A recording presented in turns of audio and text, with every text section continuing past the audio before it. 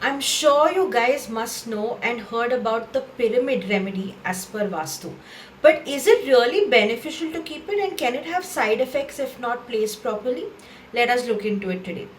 Answering this question, firstly, it's not important or it's not considered good if we randomly place it in any space having an existing defect already. What I would suggest is, in case if your entire vastu of your space is correct, and if you further want to increase or amplify any of the energies of the zones or in the space, then use a pyramid as a remedy. Otherwise, it can act as an anti or a counterclock. The reason why I'm saying this is, for example, if you want to increase the inflow of cash or the income or money, monetary aspects, if you want to increase it, having this pyramid placed in the north zone can help in increasing the energy flows, because north is associated with money, and having this increases nearly the energy by 108 times. Similarly, when we look into the northeastern zone, where northeast deals with attributes associated to mind and clarity.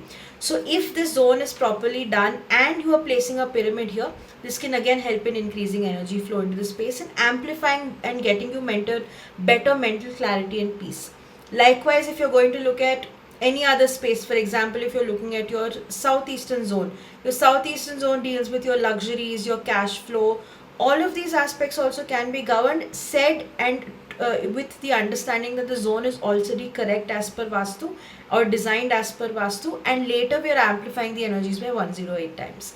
So please do make sure you do not suggest this or use this in any space without firstly clarifying and rectifying any Vastu defects or errors in a space, like I said, because it can counteract and cause harsher effects for the persons living in the space.